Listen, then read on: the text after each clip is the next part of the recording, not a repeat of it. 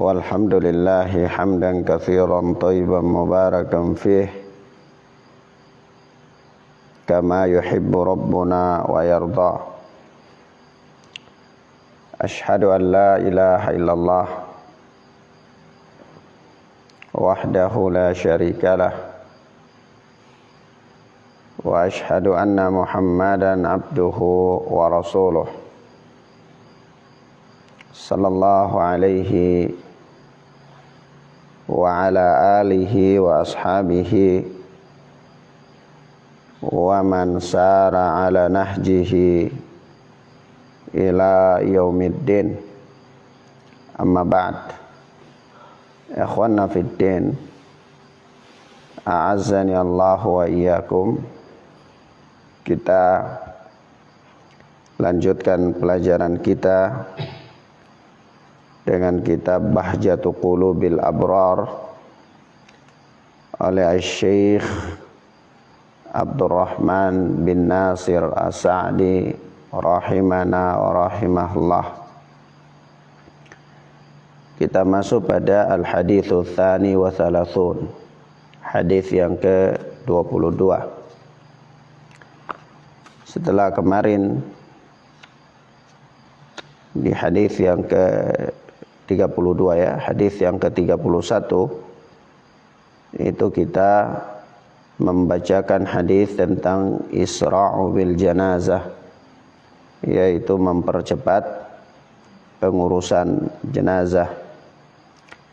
Nah, di situ ada beberapa faedah tambahan yang belum kita sebutkan, kiranya kita sebutkan sebagai pelengkap catatan tambahan atas faedah daripada hadis Isra'u bil janazah, mempercepat pengurusan jenazah. Itu diantaranya ada faedah-faedah tambahan sebagai catatan, yakni al-hath alal bu'di an asbabi syarr wa muba'adatil mujrimin. Ya, di situ ada anjuran untuk menjauh dari sebab-sebab keburukan. Ada anjuran di dalam hadis al-Isra'u bil janazah itu untuk menjauh dari sebab-sebab keburukan. Wa muba'adatil mujrimin, dan menjauhi para pelaku kejahatan, menjauhi para pelaku kejahatan. Dari mana kita beristidlal demikian? Ya, sisi pendalilannya adalah salah satu hikmah dari perintah menyegerakan jenazah itu adalah supaya meletakkan keburukan dari pundak kita kalau sekiranya sang mayit itu ghairu saleh, ya. Naam. Kemudian yang berikut diantara faedah daripada perintah tersebut adalah itsbatu na'imil barzakh wa adzabihi, adanya penetapan terhadap adanya nikmat dan azab kubur. Ada nikmat dan azab kubur. Sebagaimana keumuman nikmat kubur dan azab kubur adalah merupakan perkara yang diingkari oleh para mubtadi'ah, para ahlul bid'ah, di mana mereka mengingkari adanya nikmat dan adanya azab kubur. Adapun ahlus sunnati wal jamaah, mereka menetapkan sebagaimana datang dalam nas-nas yang sahih adanya nikmat kubur dan azab kubur. Naam. Kemudian qad tawatar qad tawatarat bidzalika al-ahaditsu anin nabi sallallahu alaihi wasallam. Ya, kata Syekh Abdurrahman As-Sa'di rahimana wa rahimahullah, bahwa telah datang hadis-hadis secara mutawatir yang menyebutkan akan hal tersebut, ya. Nah, di antara hadis yang berbicara tentang adab kubur itu adalah apa yang telah ma'ruf, sebagaimana Rasulullah sallallahu alaihi wasallam lewat di suatu kuburan, lalu beliau mengatakan bahwa ya, penghuni kubur ini, ya, dua kubur tersebut sedang disiksa. Wa ma yu'adzaban, dan dua kubur ini tidak disiksa itu karena min kabirin, karena persoalan yang besar, tetapi salah satu diantaranya disiksa karena dia tidak bersuci dari buang air kecil, sementara yang lainnya adalah dia melakukan namimah, adu domba. Terlepas dari itu semua, ini semua menunjukkan dalil-dalil yang menunjukkan kepada kita tentang adanya apa? Azab kubur dan adanya nikmat kubur, ya. Naam. Begitu pula hadis, ya, tentang sang mayit ditanya di kuburnya ketika dia pertama kali dimasukkan di dalam kuburnya tersebut. Naam. Kemudian Syekh Abdurrahman As-Sa'di rahimana rahimahullah berkata, wa anna mubtada'a dzalika wad'uhu fi qabrihi idza tamma dafnuh, wa lihadza yushra'u fi hadzal hal al-wuqufu ala qabrihi wa du'a'u lahu wal istighfaru wa su'alullah lahu ats-tsabat. Ya, dan pertama kali seseorang mengalami naimul barzakh wa adzabih, mengalami nikmat di alam barzakh, alam kubur, atau mengalami azab di kubur, itu pertama-tama dimulai dengan ketika sang mayit itu diletakkan di kuburnya, ya. Karena begitu sang mayit diletakkan di kuburnya, maka kemudian ketika kubur itu sudah ditutup, maka itulah pertama kali dia mengalami kehidupan barzakhiyah, ya. Nah, ketika pertama kali dia mengalami kehidupan barzakhiyah itu, dia mendapatkan di situ nikmat kubur atau azab kubur, tergantung dari sang mayit itu, amalan-amalan yang dilakukan olehnya. Nah, maka karena nikmat dan azab kubur itu dimulai dengan ketika diletakkan sang mayit di kuburnya, sebab itu disyariatkan pada waktu itu. Walihada yushra'u fi hadhil hal, disyariatkan pada waktu itu, waktu pertama kali sang mayit diletakkan di kuburnya itu, untuk apa? Untuk al-wuquf, supaya ala qabrihi, berdiri di sisi kuburnya itu, wa du'a'u lahu, kemudian doakan kebaikan kepadanya, doakan kebaikan kepadanya, wal istighfar, dan memohonkan ampunan untuk sang mayit, wa su'alullahi lahu ats-tsabat, dan meminta kepada Allah keteguhan, ya. Keteguhan kepada siapa? Kepada sang mayit itu. Kenapa? Karena ketika itu dia sedang ditanya oleh malaikat. Dan di situ masyru', ya, syariatkan, ya.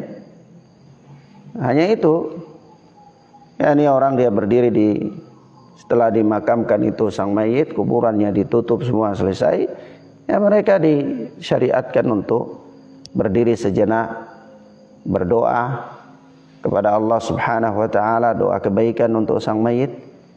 termasuk memohonkan ampunan atas dosa-dosanya dan memohonkan agar Allah Subhanahu wa taala memberikan dia kekokohan untuk menjawab pertanyaan-pertanyaan malaikat.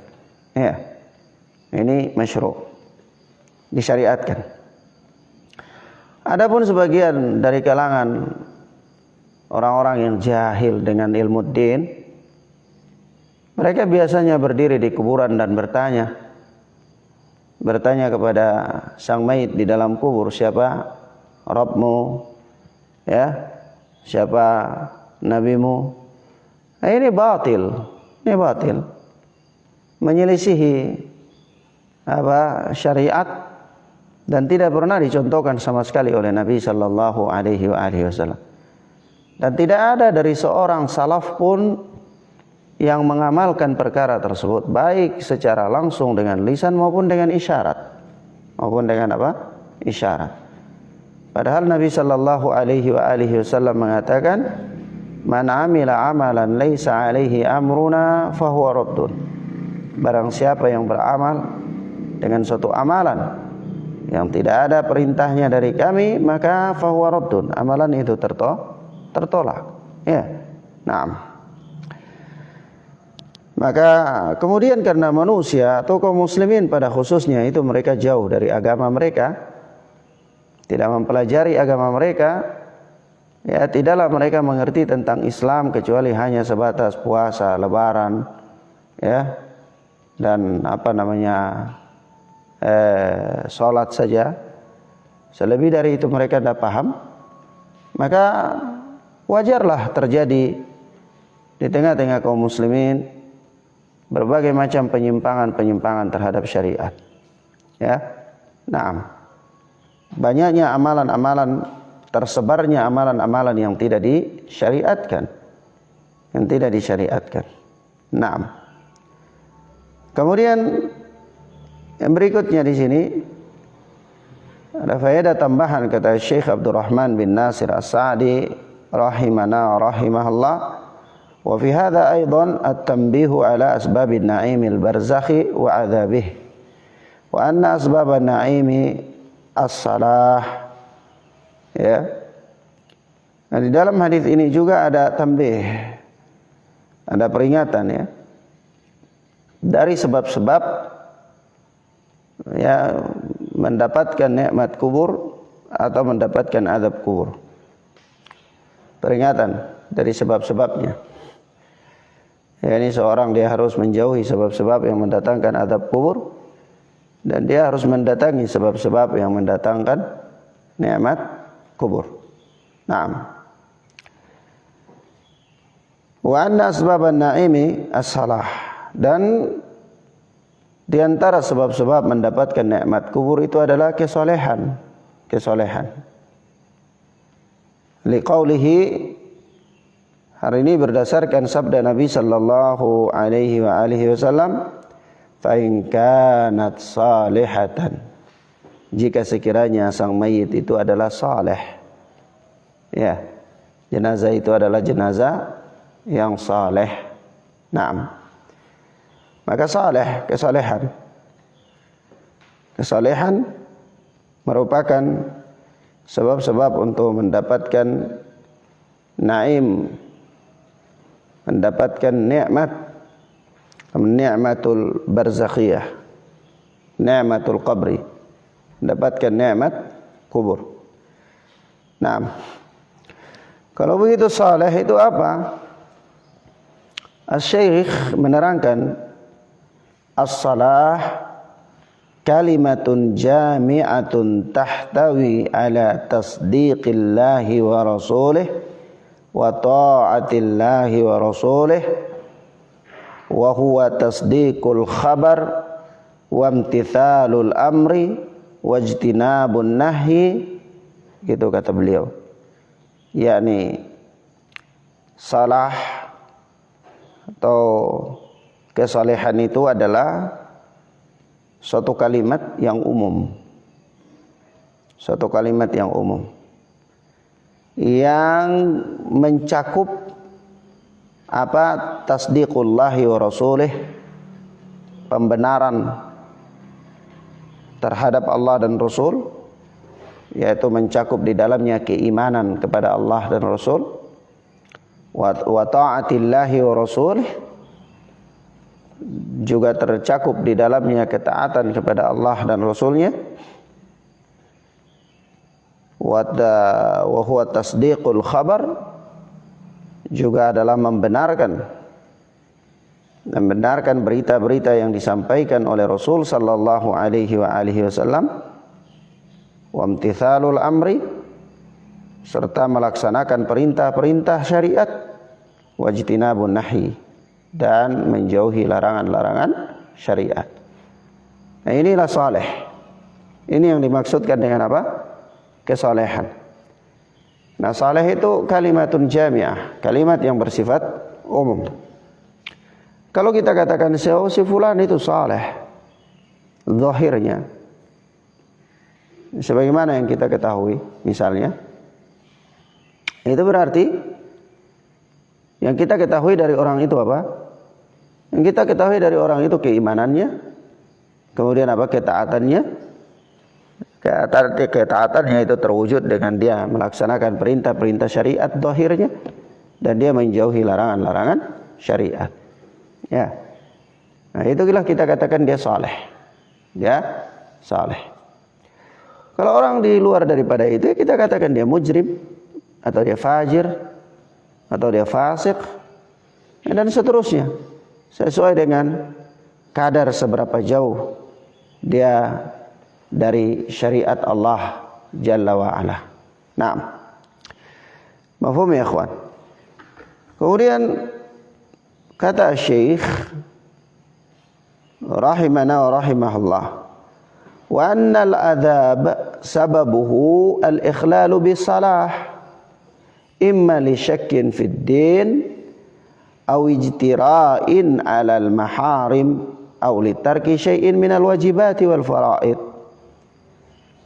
Adapun azab kubur itu sebab-sebabnya ya banyak ya.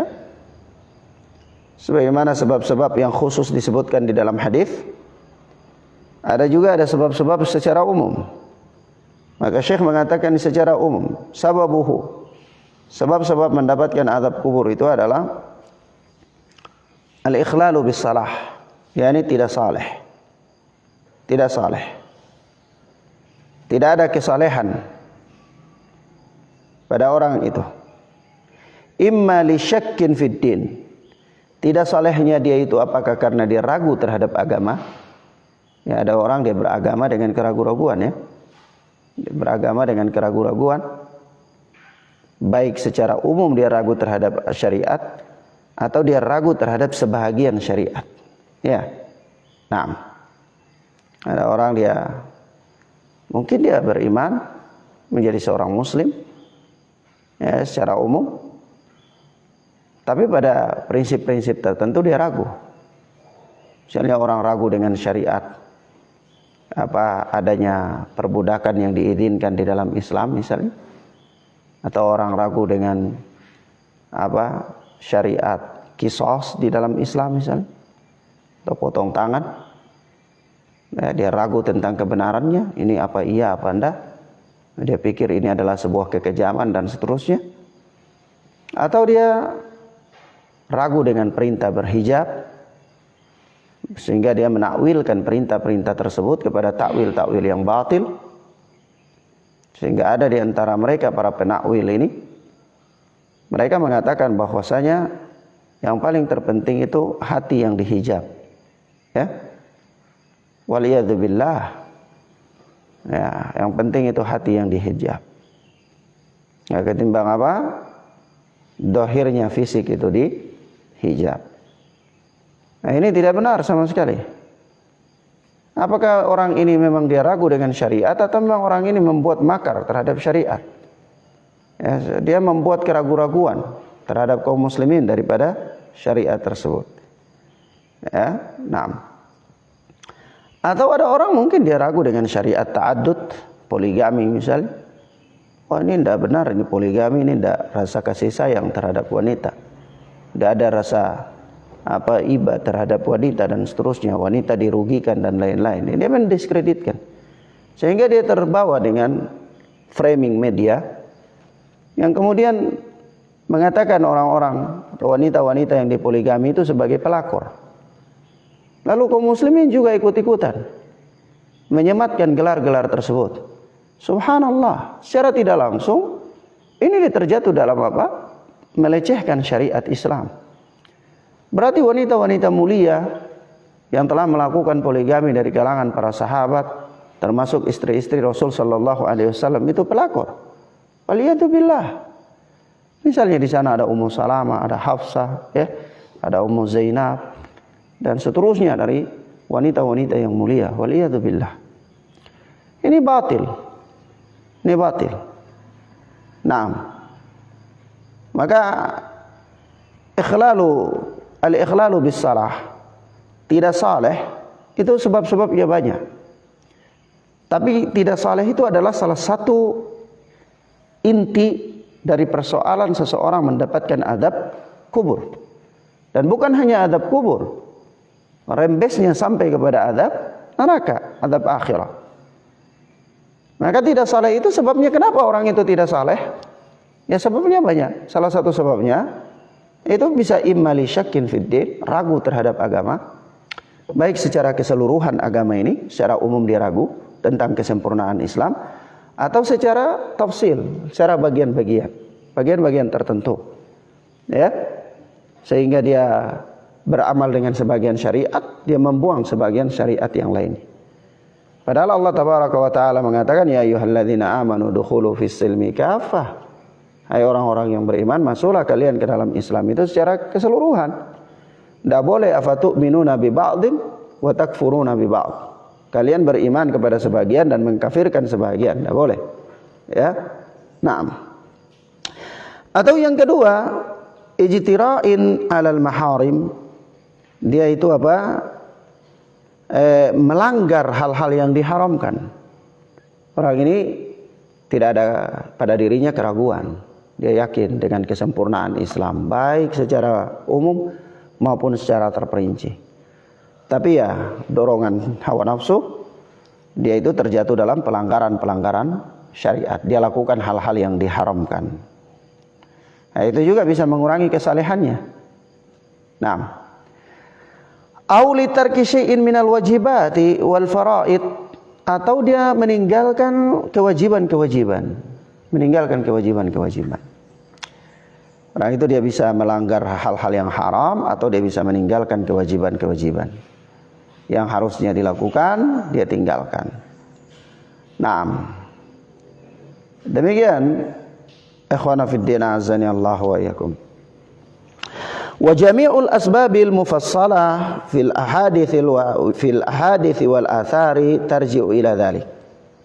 Kata Syekh, semua sebab-sebab rinci yang disebutkan dalam hadis-hadis dan athar-athar yang sahih yang berbicara tentang nikmat kubur dan adab kubur itu tarji' ila dzalik, kembali kepada pokoknya ini. Pokoknya saleh itu apa? Ya, kembali kepada iman, taat kepada Allah dan Rasul, membenarkan berita-berita yang Rasulullah sampaikan, melaksanakan perintah, menjauhi larangan. Itu kembali ke situ pastinya. Ya, hadis-hadis yang berbicara tentang nikmat kubur itu pasti kembali ke situ. Adapun hadis-hadis yang berbicara tentang adab kubur juga pasti kembali ke ini, pokoknya ini, yaitu apa? Dia bisa ragu, bisa jadi melanggar hal-hal yang diharamkan atau meninggalkan hal-hal yang wajib. Ya, begitu. Seluruh hadis-hadis yang sahih yang berbicara tentang adab kubur pasti kembali ke sini, kembali ke pokoknya ini. Nah, mafhum ya? Apakah dia meninggalkan kewajiban itu dengan apa, atau dia melakukan hal-hal yang haram itu apa misalnya, ya, kedoliman yang ada pada dirinya dan seterusnya. Walidzalika qala ta'ala, sebab itu Allah yang Maha Tinggi berfirman, la yaslaha illal ashqa alladzi kadzdzaba wa tawalla. Surat Al-Lail ya, ayat 15 dan ayat 16. Yaitu apa? La yaslaha, tidak memasukinya, masuk neraka itu illal ashqa, kecuali apa? Orang yang paling celaka. Orang yang paling celaka. Siapa orang yang paling celaka? Alladzi kadzdzaba wa tawalla, yaitu orang yang mendustakan dan berpaling. Mendustakan apa? Ya mendustakan syariat. Ya, dan apa? Dan wa tawalla, berpaling. Maka kata Syekh, kadzdzabal khabara wa tawalla anil amri. Dia mendustakan khabar, berita-berita dalam syariat ini, wahyu yang datangnya dari Allah Subhanahu wa taala atau dari hadis-hadis Rasulullah, wa tawalla anil amri, dan dia berpaling dari perintah. Ya, dia berpaling dari perintah.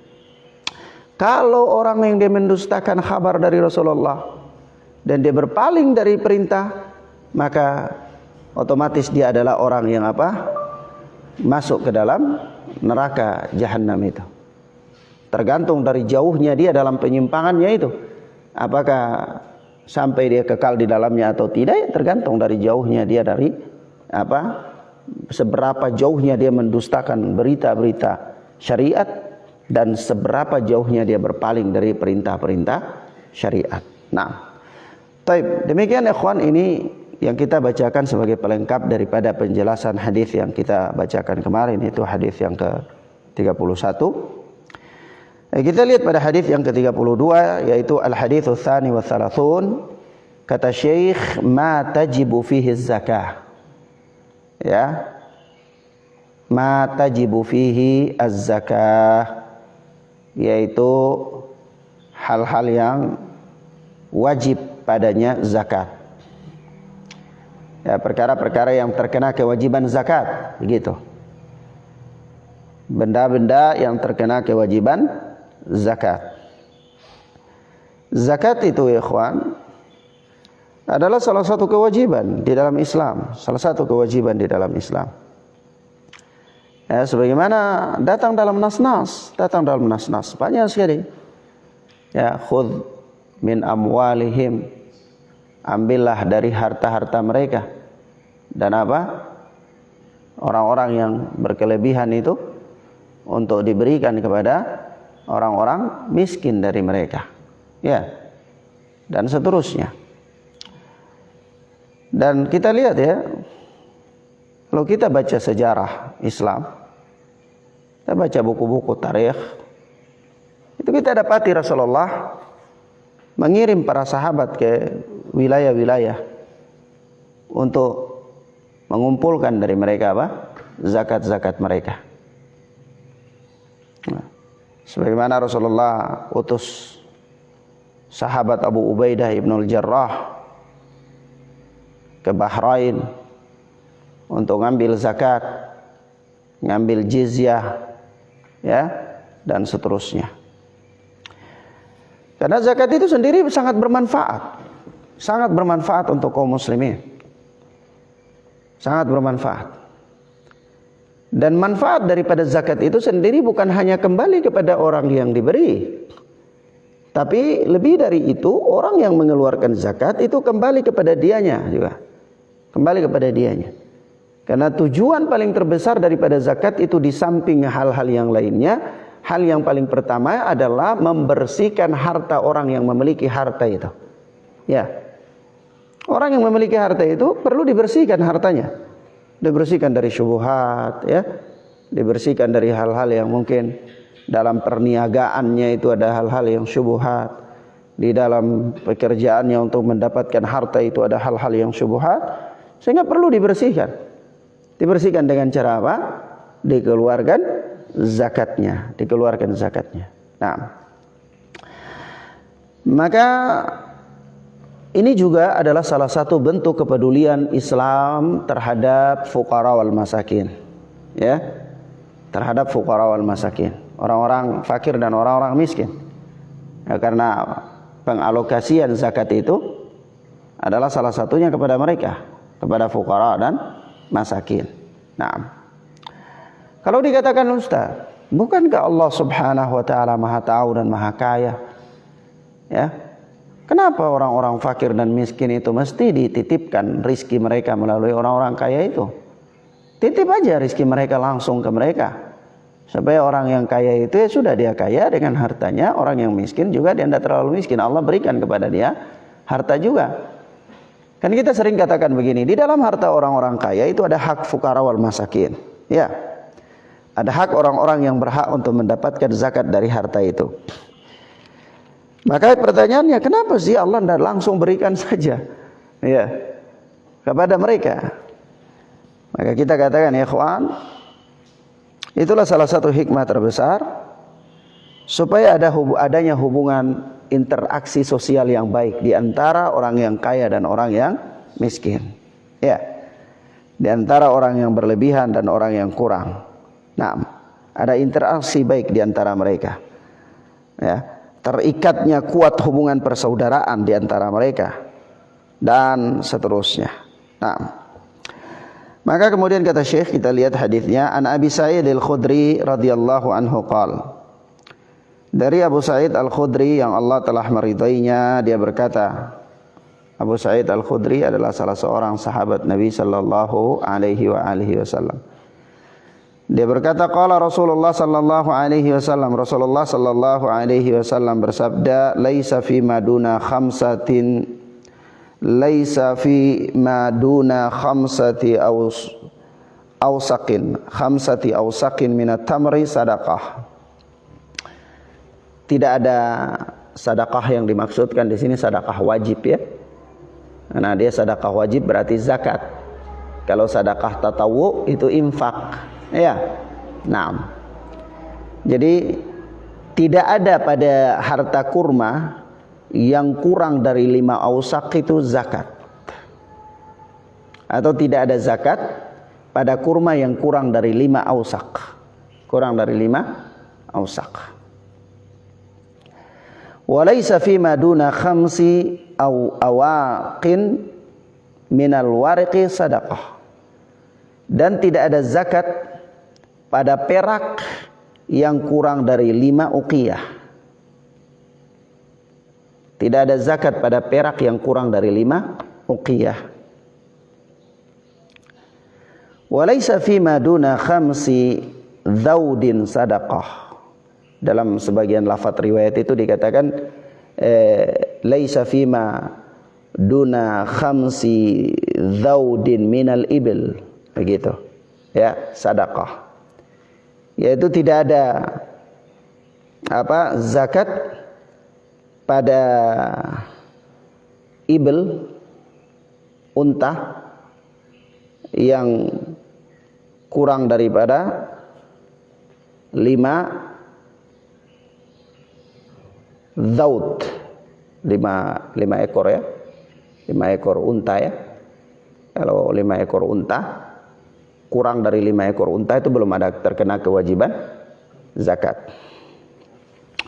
Kata Syekh muttafaqun alaih. Hadis ini adalah hadis muttafaqun alaih. Ya ikhwan, kalau kita lihat di sini secara umum hadis ini, dia menerangkan kepada kita tentang batas nisab ya.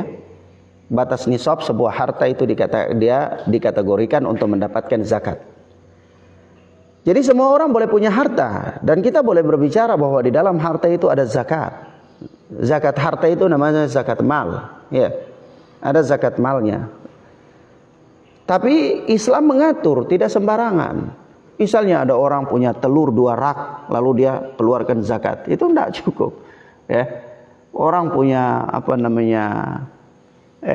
harta ya, ayam 5 ekor misalnya dikasih keluar zakatnya. Tidak demikian ya.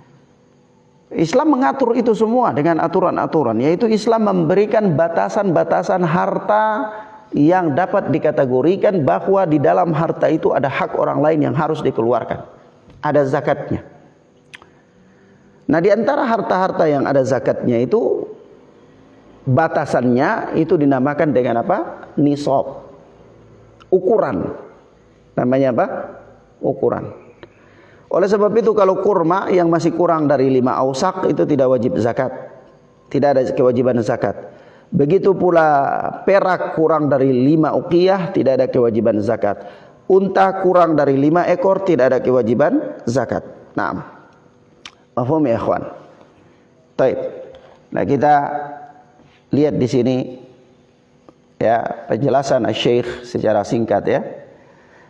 ishtamala hadzal hadits ala tahdidi ansibatil amwali zakawiyah al-ghaliyah wallati tajibu fiha az-zakah al-hubub wath-thimar wal mawashi minal an'ami tsalatsah wan nuqut wa ma yatafarra'u anha min urudhi tijarah. Ini Syekh menyebutkan benda-benda yang ada kewajiban zakat padanya. Kata beliau, ishtamala hadzal hadits, hadis ini mencakup ala tahdidi ansibatil amwali zakawiyatil ghaliyah. Hadis ini mengandung pembatasan nisab bagi harta yang dikeluarkan zakatnya. Pembatasan ya, nisab bagi harta yang dikeluarkan zakatnya. Wallati tajibu fiha zakat, dan harta yang wajib dikeluarkan zakat itu ada 5 jenis kalau lihat kata Syekh di sini. Kata beliau yang pertama al-hubub. Al-hubub itu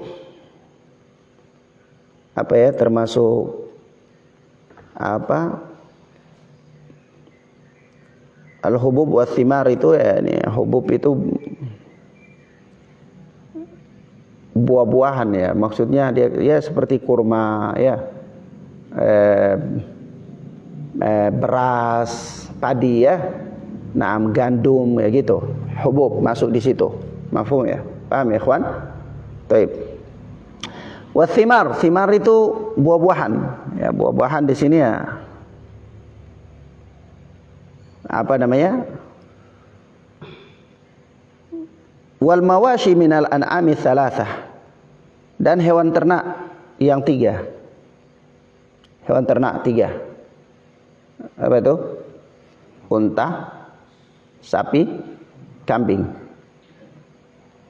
Unta itu satu jenis saja unta ya. Sapi itu ada berapa jenis ya? Ada kerbau, ada sapi, ada ya, yang jenis-jenis dalam sapi itu semua masuk dalam sapi. Kambing juga ada berapa jenis? Ada kambing Jawa itu, ada kambing apa? Etawa, ada kambing yang macam-macam, termasuk di dalamnya domba. Itu masuk dalam kategori apa? Kambing. Ya. Mafhum ya, ikhwan ya? Nah, ini 3. Kalau kuda bagaimana Ustadz? Ada zakatnya? Kuda tidak ada zakatnya.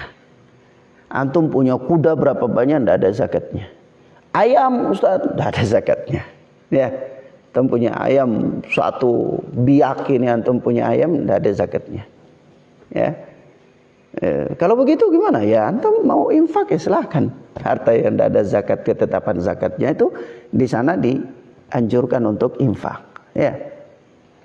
Antum punya apa ya? Singa, misalnya antum pelihara singa, ya. Banyak sekali singa antum tuh, tidak ada kewajiban zakat.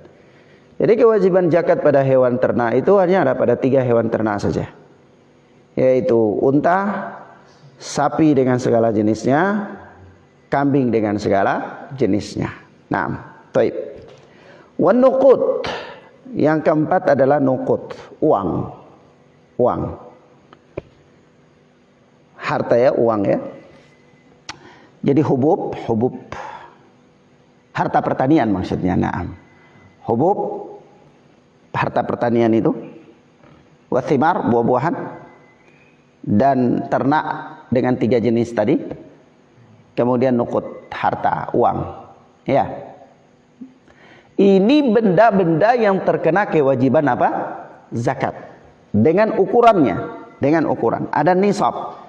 Kalau uang sampai berapa, unta sampai berapa, kambing sampai berapa, sapi sampai berapa, hubub sampai berapa, thimar sampai berapa. Itu ada ukuran nisab. Ya, taib. Kemudian di sini kata Syekh satu permasalahan yang diikhtilafkan oleh para ulama, yaitu apa? Wa ma yatafarra'u anha min urudit tijarah, dan apa harta yang merupakan cabang dari ini, yaitu urudit tijarah, harta perniagaan. Harta perniagaan. Jadi kalau misalnya tidak ada disebutkan di sini, tapi dia tuh perniagaan, misalnya antum jual apa ya? Jual alat mancing.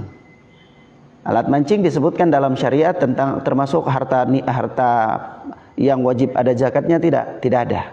Ya. Tapi antum karena jual alat mancing, jadi alat mancing ini wajib ada zakat? Ada, zakatnya masuk dalam zakat apa? Tijarah, perdagangan. Paham ya ikhwan? Mafhum? Antum jual baju. Baju itu ada zakatnya enggak? Enggak ada zakatnya. Tapi karena ini baju ini antum jual beli, maka dia ada zakatnya. Zakatnya itu masuk dalam zakat perdagangan. Barang dagang maksudnya. Paham ya ikhwan? Namun ikhwan, harta tentang zakat tentang urudhi tijarah ini memang pendapat jumhur. Tetapi sebagian para ulama mempunyai pendapat yang lain. Mereka membantah adanya zakat tijarah, zakat perdagangan. Di antaranya Al-Imam Asy-Syaukani, ya, Siddiq Hasan Khan, ya, Al-Alama Albani rahmatullah alaih, Al-Alama Muqbil bin Hadi rahmatullah alaih. Ya, ulama-ulama ahlul hadis banyak yang membantah adanya zakat tijarah. Kenapa? Karena dari sisi hadithiyah itu tidak ada hadis yang sahih tentang zakat tijarah. Ada satu hadis yang dipakai oleh jumhur, tapi hadisnya dhaif. Dan ini telah ana terangkan di buku ana, yaitu tentang apa? Zakat. Ya. Di buku ana tentang zakat.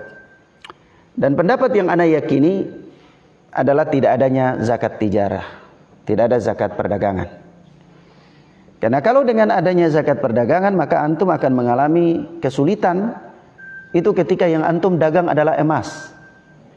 Antum mau ukur zakatnya dengan cara gimana? Mau mengeluarkan zakat emasnya atau mengeluarkan zakat tijarahnya? Nah, ya. Baik. Mafhum sampai situ ya. Maka wallahu taala alam. Tapi itu semua dari ya, jumhur ulama mengatakan ada zakat tijarah. Ya, ada pendapat para ulama sebagian mengatakan tidak ada zakat tijarah. Yang ana pandang kuat adalah tidak adanya zakat tijarah. Nah, wallahu taala alam bissawab. Adapun ukuran-ukuran tentang ini ya ikhwan, ya, kita bahas dalam pembahasan yang lebih khusus ya, tentang pembahasan zakat ini ya, supaya insyaallah taala dia lebih mengena ya. Nah, kalau dikatakan secara umum pembahasannya ya sudah ada dalam hadis ini ukurannya ya. Kalau ditanyakan Ustaz, kepada siapa zakat ini? Zakat mal. Maka zakat mal itu telah tersebut pengalokasiannya itu di dalam surat At-Taubah ayat yang ke-60. Surat At-Taubah ayat yang ke-60. Yaitu Allah Subhanahu wa taala berfirman, "Innamas shadaqat." Ya, sesungguhnya zakat itu lil fuqara'i wal masakin wal 'amilina 'alaiha wal mu'allafati qulubuhum wa fir riqab wal gharimina wa fi sabilillah wa ibnis sabil faridatan minallah. Ya. Sesungguhnya zakat-zakat itu diperuntukkan kepada pertama fuqara, kedua masakin, ketiga amil zakat,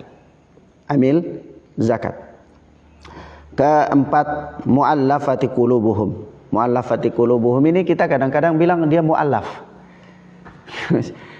Maksudnya muallafati qulubuhum itu orang-orang yang perlu dilunakkan hatinya. Termasuk diantaranya orang-orang muallaf itu tadi. Paham ya? Tapi kalau ada suatu penjahat kelas kakap di sebuah negeri yang dia perlu ditaklukkan dengan zakat, ya kasih dia. Itu termasuk orang yang perlu lembutkan hatinya. Mafhum ya? Paham ya ikhwan? Ada seorang kafir, antum lihat dia ini sangat berpotensi untuk dia masuk Islam. Kalau antum berbuat baik kepada dia, berikan dia zakat. Lunakkan hatinya. Maksudnya begitu. Mafhum ya? Paham ya? Termasuk orang-orang yang masuk Islam. Tapi orang kalau mu'alaf itu jangan sampai jenggotnya sudah panjang begini masih dibilang mu'alaf terus. Ya. Ada orang itu mu'alaf, dia masuk Islam kapan? Nah, dari masih remaja. Sekarang cucu-cucunya sudah ada. Oh, repot kalau kayak gitu. Itu sudah bukan mu'alaf itu. Ya. Paham ya? Jadi jangan dibilang mu'allaf terus kalau orang sudah lama di dalam Islam. Mu'allaf itu dia baru berpindah agama, hatinya masih goncang, ya, dia masih mengalami tekanan-tekanan, maka dilembutkan hatinya dengan memberikan dia itu, makanya dinamakan mu'allaf. Lewat dari itu sudah tidak lagi, sudah mantap dia dalam Islam, gitu. Ya, mafhum ya kawan ya. Jangan sampai antum tinggal manggil mu'allaf, cucunya sudah banyak dalam Islam. Ya, naam. Mafhum ya ikhwan ya. Kemudian apa lagi? Yang itu yang keempat. Yang kelima siapa? Yang kelima adalah riqab, budak ya. Yang keenam gharimin, orang-orang yang bangkrut. Orang bangkrut itu boleh diberikan zakat ya ikhwan. Punya utang, dia dagang punya utang, ya kesalahan teknis, bukan karena dia berfoya-foya ya. Ada kesalahan teknis, salah manajemen, atau dia mengalami kecelakaan, kebakaran dan sebagainya, dia bangkrut, tertumpuk utang. Masjid Baitur Rahim Biak punya zakat 1 miliar. Berapa dikeluarkan? Ya, dikeluarkan satu orang beras 1 kilo se-kota Jayapura.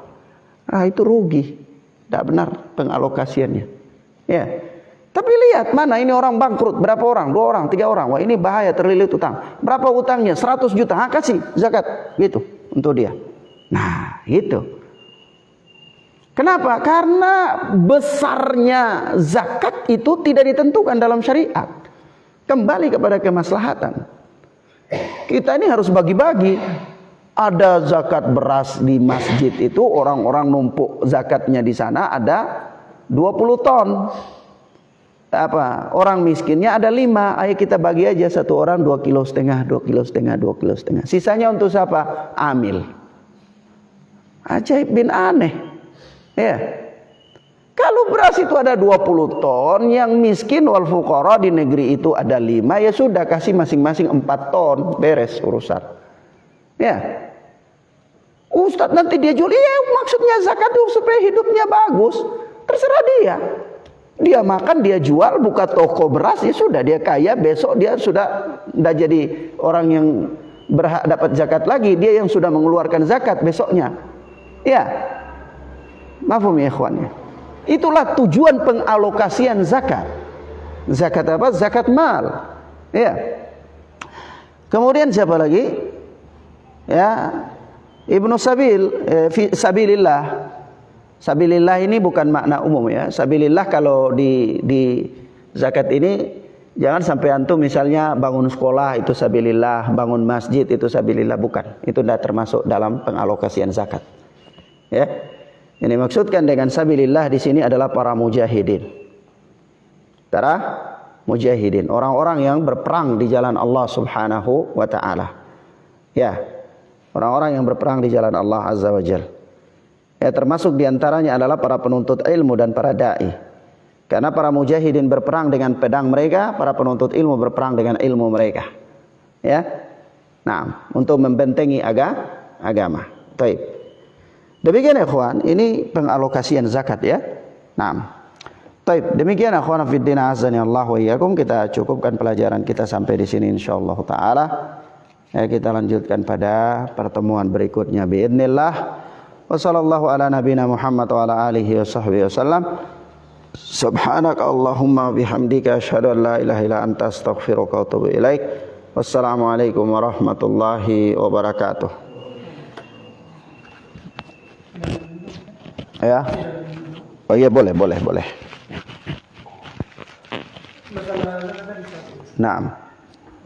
Terkait zakat, pembagian zakat tadi, ada fenomena bahwa uang zakat itu mereka kasih pinjaman orang untuk modal usaha, itu gimana? Itu batil, tidak benar. Jangan buat harta kaum muslimin itu seperti koperasi. Jadi orang yang mengambil zakat itu jangan membuat harta-harta zakat itu seperti koperasi. Itu bukan koperasi.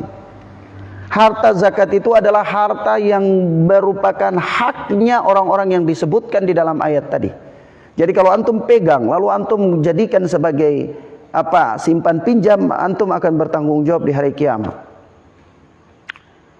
Loh Ustaz, harta ini nanti habis. Ya memang habis, kasih ke mereka, habiskan di situ untuk mereka, itu hak mereka. Kalau antum ambil, itu antum mengambil hak mereka. Zalim antum, makan harta haram. Ya. Ya Ustaz, ini masjid kelola. Tidak ada urusan dengan masjid. Zakat mal itu tidak ada urusan dengan masjid. Mafhum ya ikhwan? Dan masjid tidak ada bagian di situ. Masjid tidak ada bagian. Tidak kita mau bangun masjid nanti dari infak dan sedekah yang lainnya. Tidak ada dari zakat mal. Ya, tidak ada dari apa? Zakat mal. Allah telah peruntukan, Allah telah naskan di dalam ayat.